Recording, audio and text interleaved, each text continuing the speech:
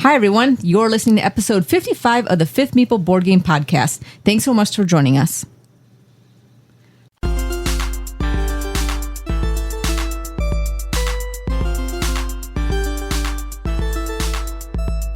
Hello, everyone, and welcome to another episode of the Fifth Meeple Board Game Podcast. We're a group of diverse friends who offer our takes on the latest and greatest board games to hit our table. I'm your host, Daniela, the goofy noob, and I'm joined today by the collector. Hey, this is David. The intellectual introvert. Hi, everyone. This is Chris. And the deluxeifier. Hello, it's Pete. Do you feel lucky? Well, do you, punk?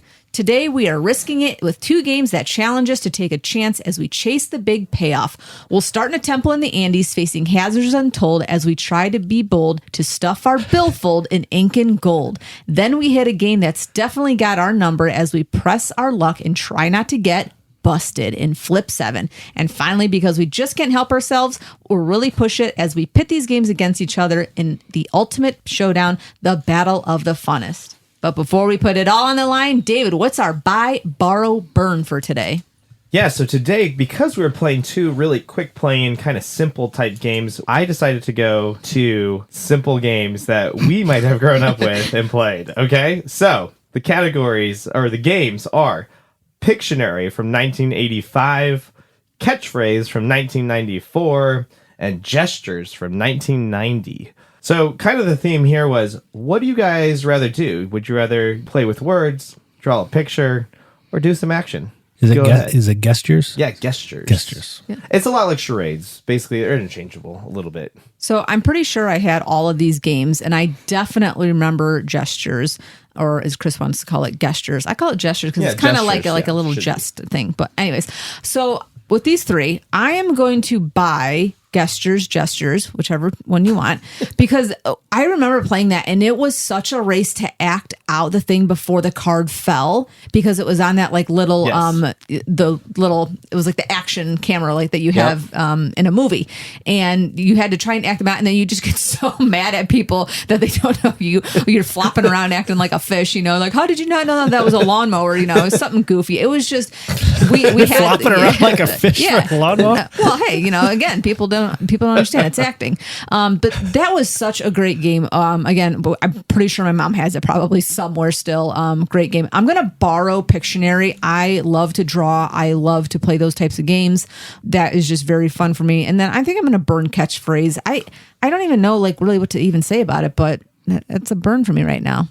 Wow. Interesting. I'm going to be inverted from Daniela here. Catchphrase is going to be my buy. We've actually played it at our game group at work, or lunch group at work. We bring it in, and that's the electronic version where you have a word, it's going. I like that timer. There's pressure going on. You're handing it off before the buzzer goes off. And, again, this is one of those games that I don't know that it really matters who wins. It's just a fun activity.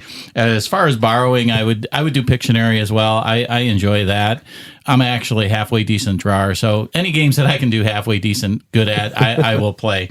And as far as Gestures, I am not the actor in the family. That's Owen, so I'll let him play that with his friends at school. So that's my order, and that's what I'm going to stick with. Chris? Yeah, I think I would buy Pictionary. I'm an engineer. I used to run an engineering department, and I would hold what I called Nerd Fest once a quarter, and we'd get together and play nerdy games, and we called it the Nerd Olympics once a year, and we did, again, Nerd Fest every quarter. And I did a couple of versions of Pictionary where it was all science-based things and really challenging things for people to draw, but we had fun with it as well. So I enjoy Pictionary. Catchphrase and Gestures, I've never played either one of them, but hearing descriptions of them. Catchphrase I would borrow. It sounds like a kind of game, but there are similar games that you have on your phone, and I like playing that with my daughter. Just you got to get certain number of things to within a category. I enjoy doing that, so I think I'd enjoy that. Gestures, I don't like doing silly things. I don't like looking stupid. I feel stupid. We're totally playing this. Yeah, I would dread playing that game. I would not enjoy it. I would burn it before anybody had a chance to take it to the table. Well, we have Nerd Fest here every Thursday when we're playing games, so we're definitely playing that game. And I'm going to make up the cards you got to act out, Chris. Yeah, for me on this one, I'm just going based off of the experiences that I've had. So I'm gonna buy Gestures, even though I'm not good at this game. The memories that I have of people acting things out, and then right as they're done, and somebody guesses it, and they go to grab the card, and the card just slips through, so they get no points, even though somebody gets it right. You try to grab it it's out. just classic, and then. I'm going to borrow Pictionary. I'm a horrible drawer, but I love seeing all the horrible artwork and being like, how did you not get that this was, XYZ? So I have a lot of fun with those. And I do like Catchphrase, but I'll burn it. I played it so many things. I might be burned out on it. So, but I do like it. It is a good game. But out of these ones, I just have a lot more fun making fun of people with the other two. So that's kind of where I sit on that. So I guess I'm burning Catchphrase. Well, you and I are going on that trip for the teens that we're going to be kind of chaperoning. I think we should bring Gestures and make them all do it, and we can laugh at them while they do it. It'll be coming out of their shell moment. So that would be funny. All right. Well, that was great. Thanks, David. Those are our opinions on this episode's Buy, Borrow, Burn. But we'd love to know what all of you have to say out there and what you think and who do you align more with on this. Let us know by sending us an email at thefifthmeeple@gmail.com. Follow us on our social media or in our BGG Guild or checking us out on our website at fifthmeeple.com. In addition to subscribing to our show, one of the best ways to help us grow is to leave a review on Apple Podcasts or wherever you may listen. And if you do, we just might read it on a future episode. All right, guys, we're in the temple, so let's take the time to explore in Incan Gold.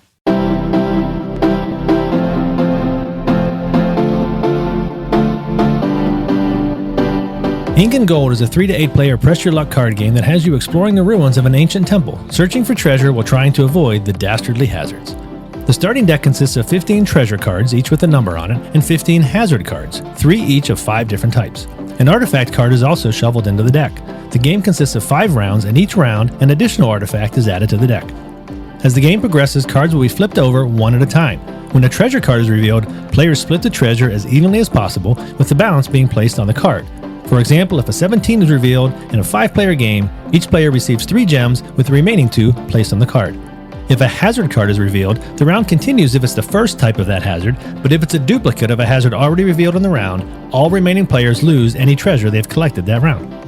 Before each card is revealed, players secretly determine if they are staying in the round or fleeing with their treasure, then simultaneously reveal their intentions. Any players who decided to flee split as evenly as possible any treasure on cards, adding it to anything they've collected up to that point in the round, and placing it in their tents where they can never lose it, but they're out of the round. This means that any treasure cards revealed after that point will be divided among fewer players and thus be more valuable. If a player is the only player to flee, they also take an artifact card if revealed, which is worth 5 or 10 points depending on how many have been taken previously. A round ends when all players have fled, or if a duplicate hazard card is revealed. In the latter case, one of the duplicate hazard cards is removed from the deck prior to the next round. After 5 rounds, the player who has collected the most treasure wins the game and sacrifices their opponents in a Kapak Uga ritual. Incan Gold was designed by Bruno Faiduti and Alan R. Moon and was first published in 2005 by Eagle Gryphon Games. All right, Chris, thanks for that overview. So what about this game you guys really enjoy? I mean, I'm going to just go out there and say we played this a couple times recently, and the player interaction on this ended up being extremely fun. We had a lot of good times. We were kind of going around looking, and I know at one point I'm like, Dave's leaving, and Dave's leaving, and Dave's leaving, and he was like stunting on us a little bit, and he was like, no, I'm staying in. So it was really fun overall to guess who's staying, who's going, because you think you know people sometimes and you don't. Well, as you all know, I'm a gem collector, so I do like collecting all the gems. So this is right up my alley, and winning games, I like that too. So this is fun for me.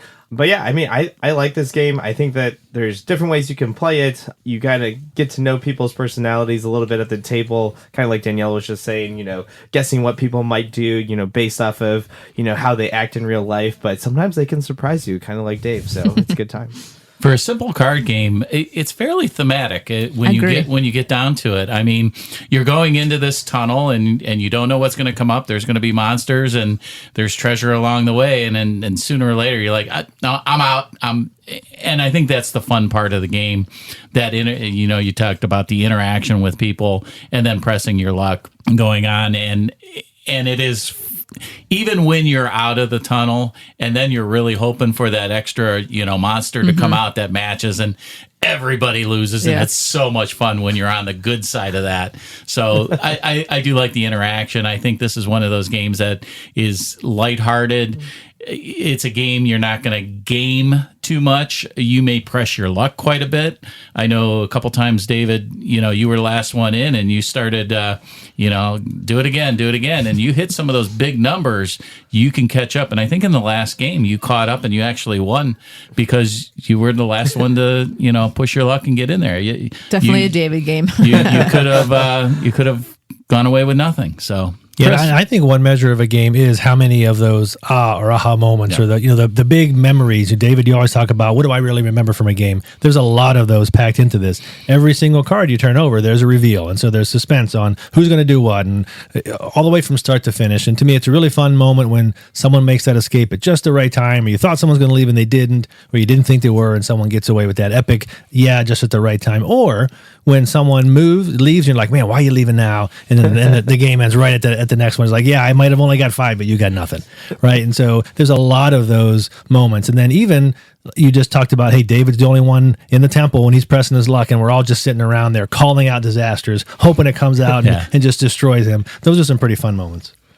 Yeah, and you're really reading kind of the stats on these cards too. Like in other card games, you're kind of looking and going, okay, what numbers have come out, what's really happened, but you're kind of reading what are like the doom things that are coming out, what are the gems that are coming out, where like has the mummies come out, like you're kind of trying to read all of that and see what's really coming out and what could be next. So yeah, and I like this game because you could do division and see who knows actually how to do division and who doesn't. So this is a really fun game. So basically, if the card comes out and it's 15 and there's only 4 of you, you have to divide those 15 divided by 4. So everybody will get 3, and then there will be 3 that are left on the card.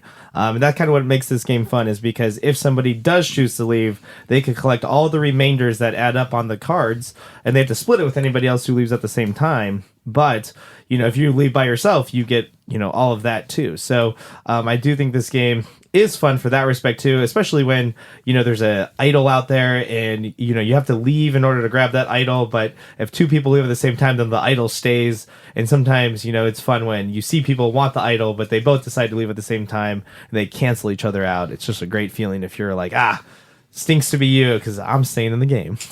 and this is not a super complicated game. It's really, really easy to learn. I think the trade-off is there's not a huge amount of depth to it. Again, that's a me thing, but it's not intended to be that, right? It's intended to be this, let's get up and running, and it's all about pressing your luck. It's all about reading the other people, and you can be up and running in no time and playing a game that, again, is going to have a lot of really fun moments. Yeah, I actually think this game does better. The more people you have at the table, this game shines more, so... Mm-hmm.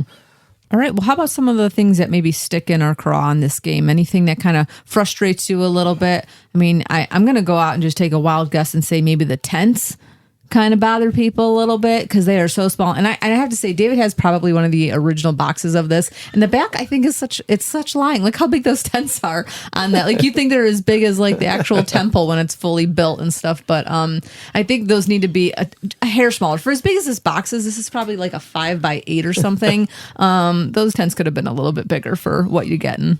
My biggest complaint with the game, and I think we all did it at one time or another, and you know what I'm going to say. I know what you're going to say. You have 2 cards, and they look almost identical. One's I'm staying in, and one's I'm running out. And you shuffle them up, and you put one face down, and I'm in. Oh, that's the out card. I meant to be in. And I think there were some suggestions on either just using red and green chips, green chips, or even just a rock in your hand. I'm staying in, or do something like that. So. Sorry, I was just showing the new version. They actually put words on the cards. Yeah, so the new version is better. So let me put a caveat. If you have the old version, that was what would be one of my complaints. So obviously they made a fix to the game, which as far as publishers go, I always enjoy it when they fix something that they know is an issue. Mm-hmm. For me, I'm a conservative guy, and so these games tend not to speak for me. And maybe if I was different, maybe it would speak a little more to me. But I think the game can be greatly skewed just on one lucky run. And if you're the last one left, it likely makes sense. Push your luck, right? Because one card can put you out of reach. That one card, that 17 shows up, all of a sudden you got it. And if you bust, okay, it's worth that. And I think, David, one of the games we played, you ended up being the last one 3 times in a row or something. The first 2 times you busted, and the last one it finally paid off. I think you need to know that as you're playing this game. You can't be as conservative as I am. You can't let someone be in there when there's a lot of potential run to go. And so I think if you have more people taking that risk, and if you have more players, as you said, David, then it's probably be a different game if no other reason, because you do have more people staying in, and you can't get that. It's a lot more, I wonder what they're going to do and when's the right time. So I think if you have that imbalance and only one player is really the risk taker, I think that person's going to win, even though they may get burned. If they're always the one taking that risk, one of them is going to pay off. And for me, being a conservative guy, that never bodes well for me. I think for people, I guess, who can't do math and can't do division, David, this might be tough for some people, but it's not really a big of a deal. I think the person who kind of, there's always one person I feel like leading the game and kind of being the administrator of it. So if that's you and you can do that for other people, it'll be a fun, fast game. I think the only other thing that's kind of like silly is probably the gems don't have numbers on them to know how much they are, 1, 5, or 10. A little bit of a myth thing, not that big of a deal if you can understand what the colors represent. But, some people might want to use 1, 5, or 10s if they got coins or something from a different thing so they know what that math might be. All right, let's take it over to the Collector's Corner, David. Yeah, so right now this game is available on Amazon. There's a new edition, so it's not the edition we played. If you're looking for that edition, we were playing The Quest for Riches in the Ruins. But the new edition that's out there is called Incan Gold, Recovering the Ancient Artifacts, and it also includes an expansion called New Dangers, which I'm not sure what it all adds to that. There's some updating of the cards, a little bit brighter, but right now it's going on Amazon for $37.99. And used right now, it's still holding value, somewhere between $12 and $20. I see most of the old versions still going for $20+ on the used market. And I just looked into one of our local board game stores, and they have this game for $30. So for some reason, it is still a decently priced game. Personally, it's probably a little high for what you get in it, but it's a little bit higher. All right, why don't you take us to our final thoughts then, there, David? Yeah, my final thoughts on this game.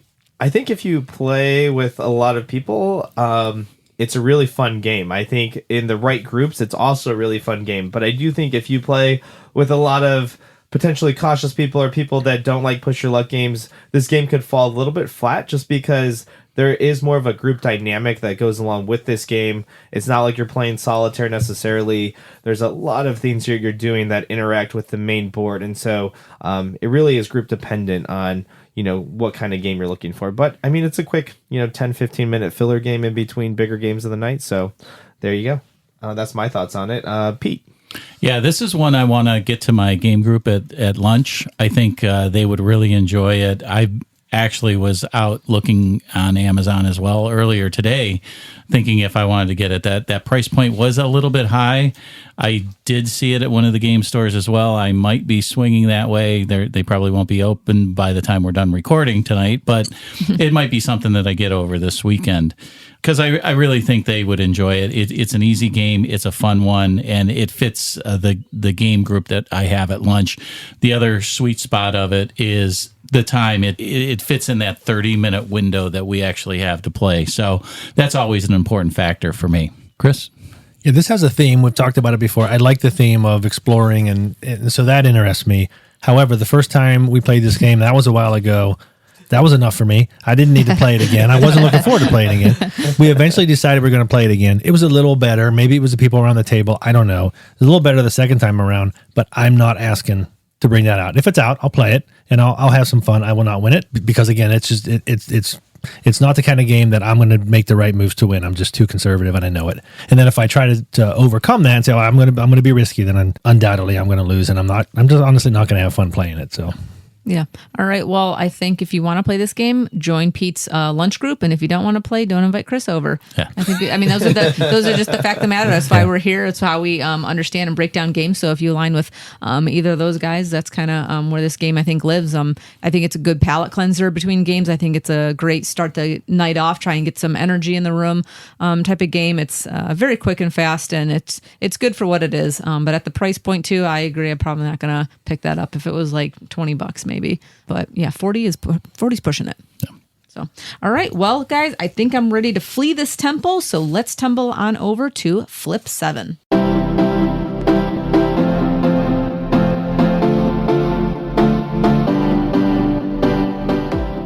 Flip 7 is a push your luck card game for 3 or more players that proclaims itself to be the greatest card game of all time. Flip 7 centers around a deck of 94 cards comprised primarily of numbers. In the deck, there are 12 12s, 11 11s, 10 10s, and so forth, all the way down to 1 1 plus a 0 card. There are also 6 modifier cards like a +4 or a ×2, and 9 action cards that I'll touch on later. On your turn, you decide if you want the dealer to give you a card. If not, you're out of the round. But if you take a card, if you receive a number card that does not match any others in front of you, you're still in the round and it's the next player's turn. If you receive a number card that matches a card already in front of you, you bust and receive no points for the round. You might also receive one of 3 action cards. The second chance card is one that you keep.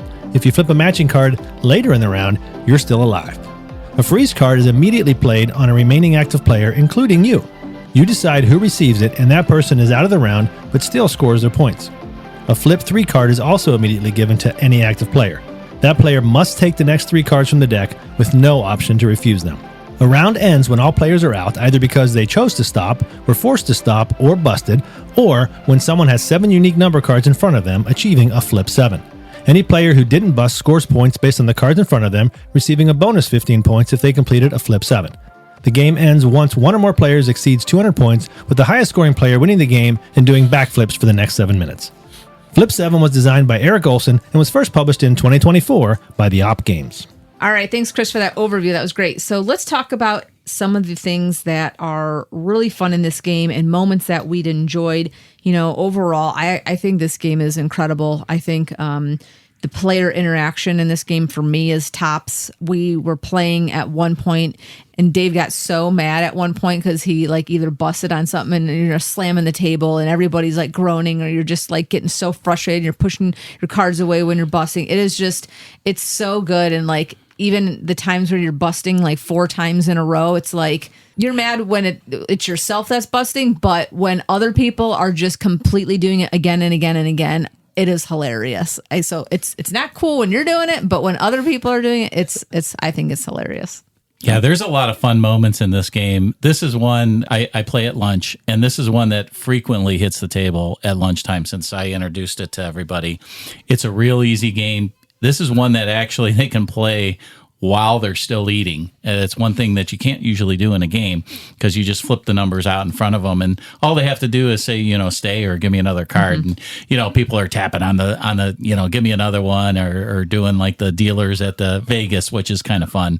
And there is some gotchas, and a lot of times we'll go after who's ever in the lead, which is a good component of this game, because a lot of times there's those take that games where it's like, well, who do I pick now? But if there's somebody clearly in the lead, sometimes you want to bust them, sometimes you want to freeze them, you know, make them take that flip 3 when they have a 12 and 11 out there, and you're just hoping that they get it. So there's a lot of those good fun moments on there, and we just have a good time when we're playing it.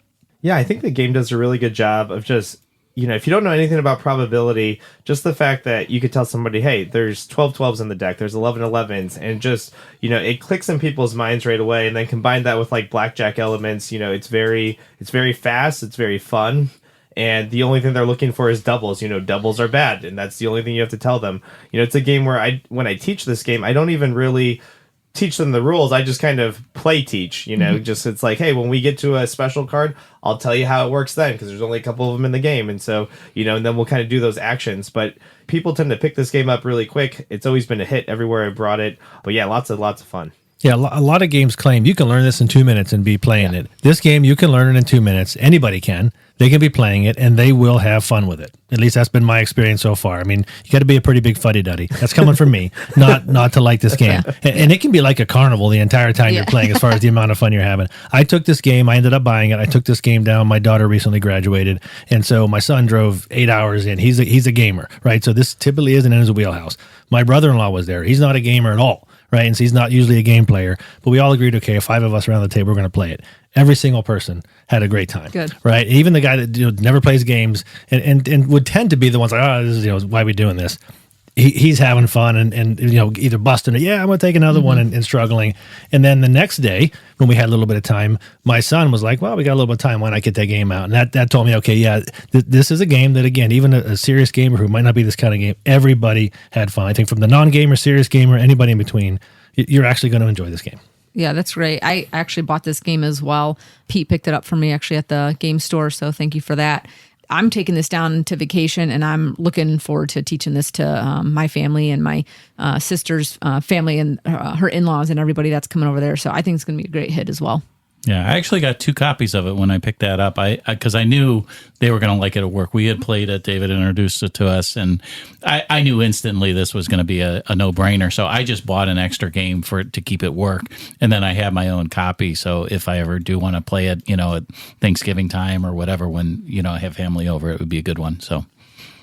I think, Pete, you were talking about, hey, if someone's out in the lead, you can target them. Everybody knows that's the person you target and stop them. But the other side is if you're way behind, I won't say that you're never out of the game, but you can score a lot of points on a single turn. You got to push your luck, and you may bust, but you can score 100-some points on a single turn and go from worst to first, just boom, in a single round. And so, again, it's not that you're never out, but you can make a really big move. Yeah, the biggest score that I've seen for one hand, and you got to get that times 2.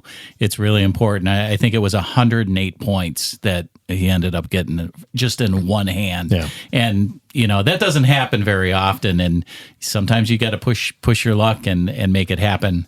And you have to push your luck at the end. Once someone goes over 200, it's like there's that that's when I'm saying, okay, how many points did I have? And you're adding up. If you're stopping and you haven't caught them, you're just dumb. And so maybe that can be the most fun of the time where I know I shouldn't push my luck. And I'll also point out there was a game we were playing. It's fun being the dealer. Right, so yes. the deal goes around. It is really fun being the dealer. And I recall one game we were playing, Pete, you only had 2 cards in front of you. I think it was like a 7 and a 12. And I'm like, do you want a card? And you're like, yeah. I'm like, Pete, I know it. That's a 7. It's a 7 on the top here. You don't want that card. You're like, yeah, give me a card. I flipped it over. It's a 7. Right? I had no idea that it was. But you could have a lot of fun with the dealer and calling them out. And you can have a lot of fun when you're not. But the dealer can also add a lot of fun to the game by how he or she is really playing it up. Yeah, I know when we're playing, like I said, I'll have cards in front of me. I'll say, give me anything but an 11, because there's like 4 11s that just came out. And this is a game where you do want to have that table talk. You just kind of want to have a good time with it. You just don't want to sit back. Have fun with it. Laugh, joke, target him. Yeah, he's in the lead. Go get him. Give him the 3. You make him flip 3. Make him bust. Mm-hmm. It's always a good time. Great. Yeah, I think that's all. I think all that's very valid. So let's talk on to some of the things that maybe just a little bit frustrating in the game, or some of the things that just don't jive really well. I think one of the things for me is just the scoring of this game, because you're trying to get to 200, and it's like, I use the app, so the BG Stats app, to put everybody's stuff in, and it kind of tallies as you're going around. But it's so small, and you're using your phone. I think a better method would be for everybody to have their own little piece of paper and to calculate it themselves and kind of say where everybody's at, or a whiteboard, like kind of at the end of the table, something that is a little bit easier. And then everybody's going to probably need their phone for calculators or something like that. So just know that kind of going into it. I think that takes a little bit of the flow of the game away, because you got to pause at the end. You're tallying everybody's stuff up, and then the next round goes until you get to that 200. Yeah, I mean, I would like to see like chips or something. I think they could easily correct this if you just had, standard poker chips or something where you're just adding up your score. I think there's a better way you could do it. Then it's a visual element of, somebody could easily add up their score. Somebody asks them what it is, and you could look across the table and be like, okay, Chris looks like he has about 170. But you could easily tally that up instead of, always on a random piece of paper, and just, it's always like who's in the lead, especially when you play this in larger groups. Mm-hmm. Nobody ever quite knows, what position they're in unless the leader. And as fast paced as this game is, and as fun as it is, as soon as the flip 3 comes out, it's like, okay, who's in the lead, and give me all the scores, and what did you say? And so it's boom, boom, boom. It's like, okay, let's just take a pause. And then again, when the flip 3 starts again, it's exciting, but there is that, okay, let me see the score, and I got to figure it out. And it takes a little bit away from that flow and the fun of the game. I totally agree with you. Usually what we do at work is we'll have one person taking score. Usually it's me. I'm usually the scorekeeper, since I have put it in the BG Stats game, so I track all those. But what I do at work is we just get on a piece of paper and write the names down. But I totally agree with you, because sometimes at that very end, when it gets close, then it turns from that fun part into, all right, well, I'm in it, do I go after somebody, or how hard do I push it, or oh, they're over, so you got to do it. I think that takes a little bit away. Maybe if it was a little bit more hidden information, that would be cool. I think that would maybe change the game dynamic a little bit. Maybe not. I don't know. But and again, it's not meant to be that, and that's why I think it is a thing that when this game is just supposed to be boom, boom, boom, it's fun, everybody's having a good time, then you got to stop and you got to do some calculating, and okay, I need 13 points. That takes away from what this game really is. Yeah. And then you talked earlier about the take that piece, that you can be targeted. Again, I don't like to take that. And sometimes it's just, there's nobody, you don't know who to target. It's early in the game. You can have a 2 in front of you and someone freezes you. That's no fun, right? Or I think we had a question about the rules, and we had to look a couple things up. You might not even have a card in front of you, and who you giving the freeze to, and all that kind of stuff. I don't like being frozen. I understand why that game is. I just don't like take that. And so when that happens to me, I get a little grumpy. But then I can immediately, okay, you know what? You froze me. Guess who's getting the next freeze card? Guess who's getting a flip through at the wrong time? And I'm just going to be sitting there with the juju on you. You got an 11. I'm going to do everything I can in my mental powers to get you another 11. You hate that in games like this, but in harder games, you do that all the time, where you're like screwing someone over, like subtly. Yeah, we actually played this at lunch today, and exactly what you said happened. You know, somebody got that freeze card right away, and it was early in the game. It's like, here you go, Tim. And all right, I got your number now. Yeah. I mean, for a while there, we played that variant. I don't know if it's an official variant or not, where we dealt cards out, and everybody had to start with a number card. And if it was a random power card, we would deal that back into the deck, or just randomly shuffle it back in there. And sometimes it made for, it just balances it out a little bit more. But I know we played with that variant for a while with my family. They tended to like it. Either way, it's a quick game, so yeah, it's not too big a deal. All right, David, why don't you take us to the collector's corner on Flip 7? Yeah, so Flip 7, being the greatest game of all time, they have the greatest price of all time, too. So on Amazon, you can get the second edition. So it's going to be a little bit different, way smaller box. Think of like an Uno-type box. It's going to be $7.97 right now on Amazon. I really don't even think you can compete. I looked it up at some of the local board game stores around here. It's going for $14.99. Some of it's a little bit of a bigger box, a little bit shinier. But I mean, if you just want the basic cards, you can get it for $7.97. Used right now, it's $10 to $12, but I think that price will probably be falling since the second edition is out, and it's $7.97. Otherwise, you're paying an extra $5 for the box. Yeah, it is basically an insert, so they can just put the cards right into it, right? Well, the one thing I would say about that, though, and we didn't it's go a collector's into this, box, so if you're going to sleeve the cards, this is a game that you're going to play a lot, I think you may want to get that bigger box and actually sleeve it. I think it'll fit in, because you're not going to put it in that tuck box. See, I wouldn't want to sleeve them.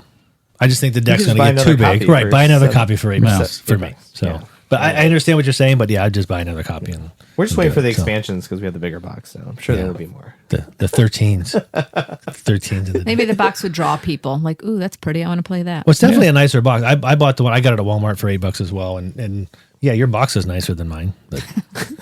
That's right. It is. Yeah. I'm just messing. Well, guys, I think I'm ready to flee this temple. We didn't even get to get prizes. She's out. All right, let's go on to our final thoughts. David, starting with you. Flip 7. Really fun game. For the price point, it's hard not to recommend not having this as a staple in your collection.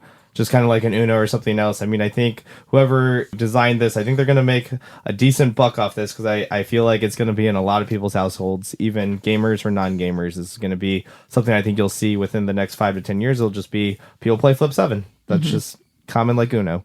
Totally agree with you on that point. I think it's going to be a great stocking stuffer, and as the word gets out more, it's just so easy and so approachable to play, even easier than Uno, which I think I burned in one of the last episodes. This one's not going on the kindling fire. So no, this is a great game. I enjoy it.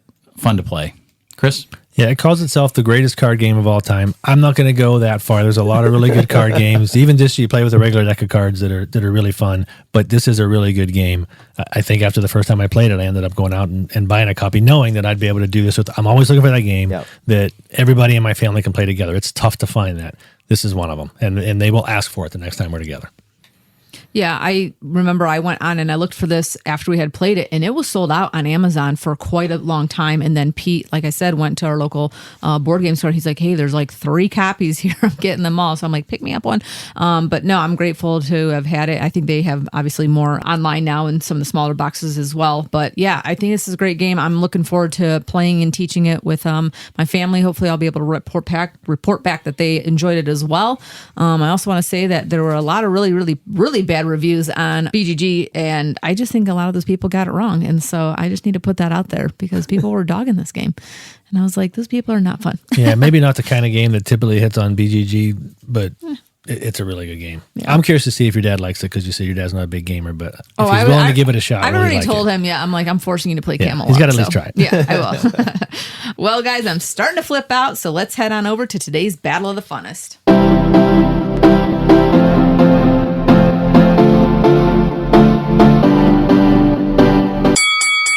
All right, everyone, the moment of truth has arrived. It's time to separate the men from the boys and the games from the toys. We're pitting these games head-to-head against each other in the ultimate face-off. In one corner, weighing in at 1.11 out of 5 with an overall BGG rating of 6.8, nestled in the Andes like your granny's favorite candies, stealing turquoise and obsidian like a greedy Floridian, the archaeological accumulator, the tribal treasure trailblazer, the true blue shrew of Peru, Incan Gold. In the other corner, weighing in at 1.09 out of 5 with an overall BGG rating of 7.2, flipping out like a trout in an all-out blackout, finding romance at the dance like there's no second chance, putting 12s on shelves like the elves themselves, the freezing friar, the fearless flipper, the stairway to seventh heaven, Flip 7. And now let's put it all on the line in our Battle of the Funnest Showdown. All right, we're going to evaluate these games head-to-head in 5 different categories: theme and production, mechanisms, value for your time, replayability, and the fun factor. The game that gets the most votes wins each category, and the game that wins the most categories takes the prize in our Battle of the Funnest. All right, guys, let's get this party started with theme and production. I'm actually going to start this one. Theme and production, if I could say neither, I would. Flip 7 has no theme, right? There's just no theme. It's okay, abstract, but push your luck game. Production's straightforward on both. But then I look at production and in Incan Gold, the stay versus flea cards in the version that we played, they're just so terrible. By virtue of actually having a theme, Incan Gold wins for me, but only because I'm contractually required to pick one. So Incan Gold for me, I will go to Daniela. Oddly enough, I'm thinking the same thing because I'm going, all right, Flip 7 doesn't really have a theme. It's a great card game, but the cards are really well done, and I enjoy the font and the layout and the colors of them. It's nice, but Incan Gold has a theme. It's, your whatever not grave robbers, maybe you are temple robbers. But yeah, there's so many poor things in this one too that like we played. So there's a lot to get right. Maybe they've gotten it right in the upcoming, some of the other edits that they have in some of the expansions. Maybe it is a little bit better. But I think I have to say the same thing, that by virtue of just having a theme, Incan Gold wins. Pete. Agreed. With Flip 7, I do have a couple things. I have it written down, no theme. And the other thing, quite honestly, for a card game, I wish the card stock was just a little bit better.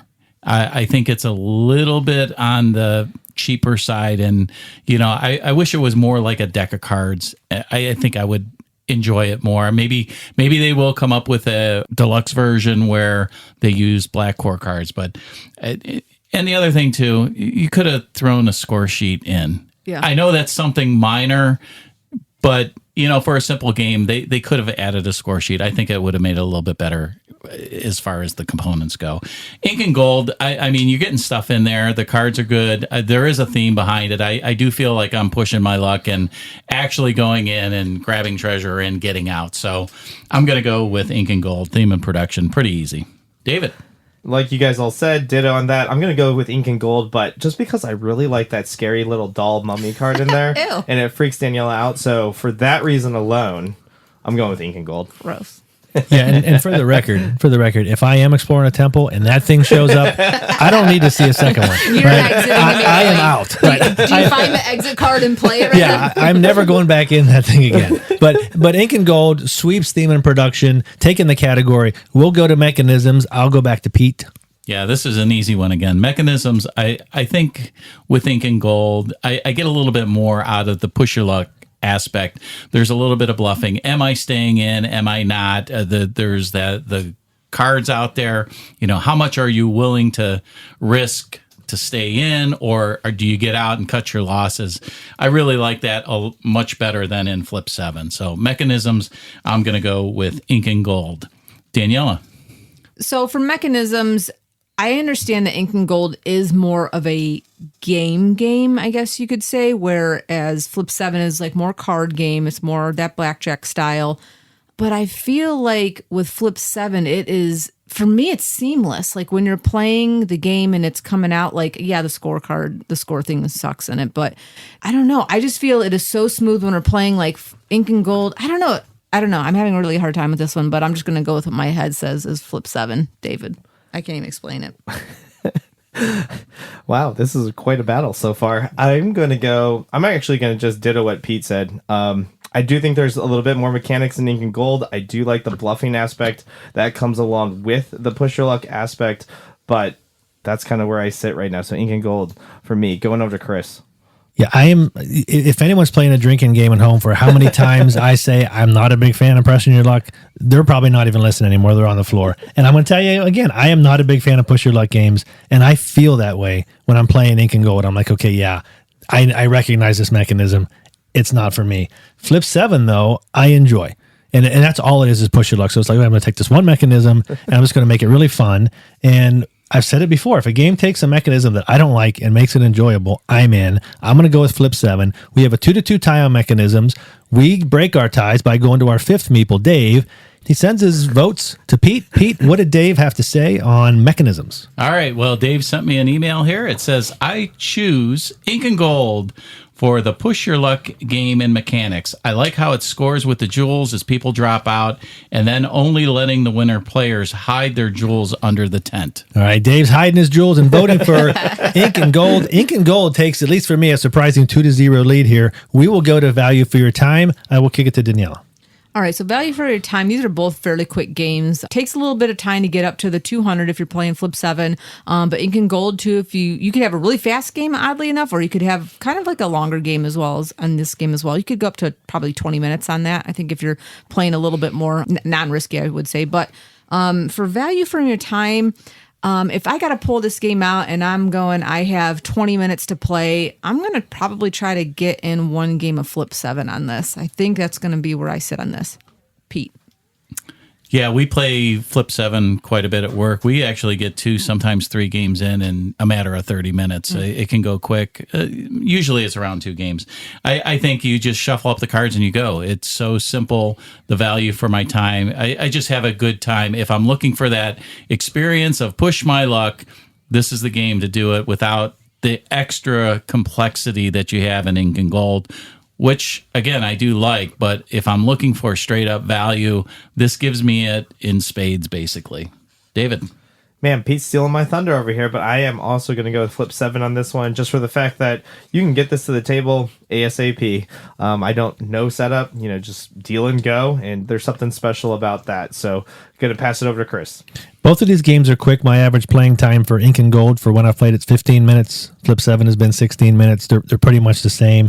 So I'm looking at, okay, but what's happening during that time? Even when it's someone else's turn and I'm doing nothing, Flip 7 has me involved. To me, it's that engaging almost 100% of the time. That's entertaining. Incan Gold tries to do that. It's not as engaging for me. So it's Flip 7 for value for your time as well. Flip 7 sweeps the category, starts to claw back into it. We will go to replayability. I'll go to David.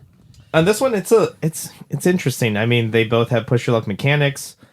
But for whatever reason, as of today, I'm going to say Flip 7. Just the game I've been getting to the table more. If I look at my plays, I am playing this one about 4 times as fast as 4 times as much as I'm playing Incan Gold right now. And I think that says something to kind of where I'm at.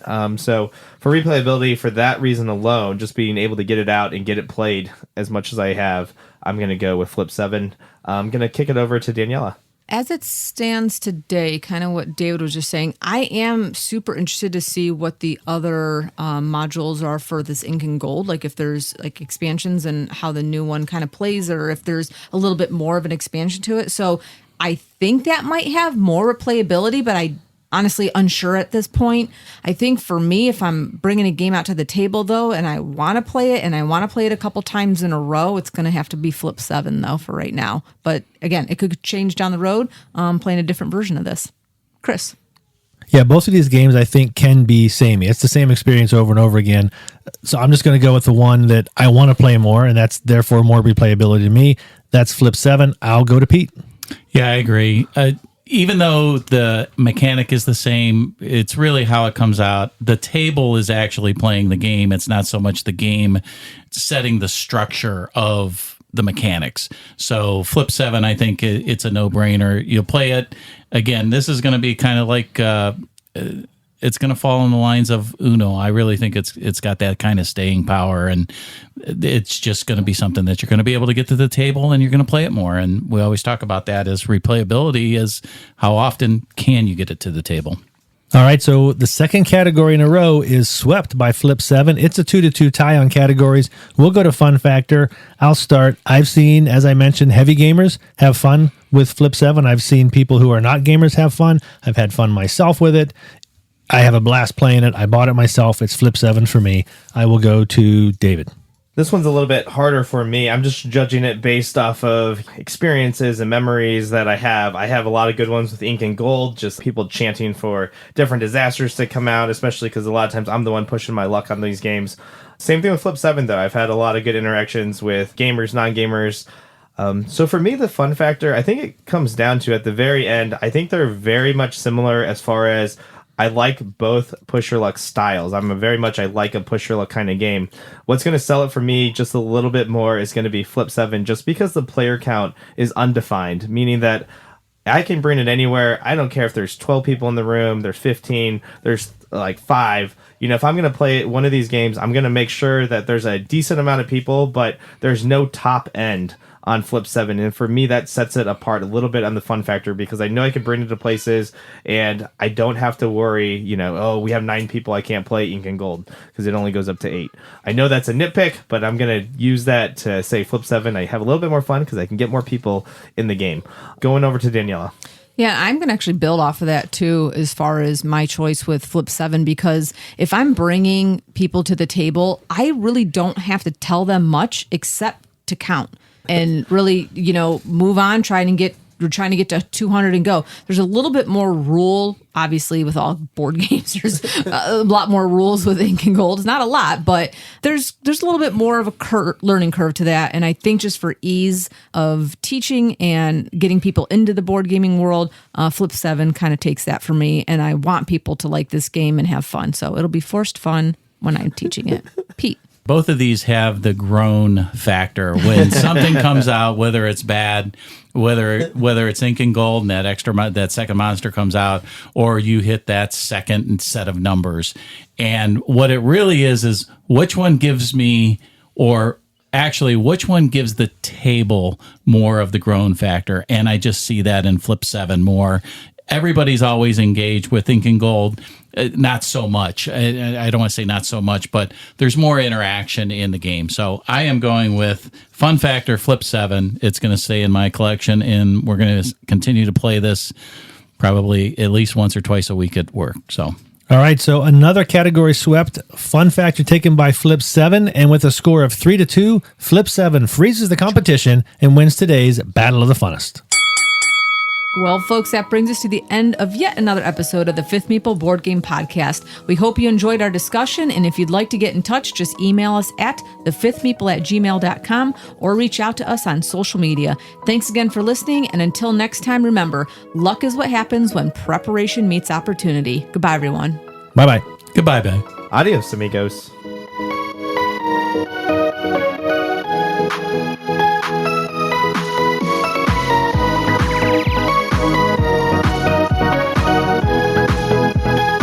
Facing hazards untold as we try to be bold to stuff our bite.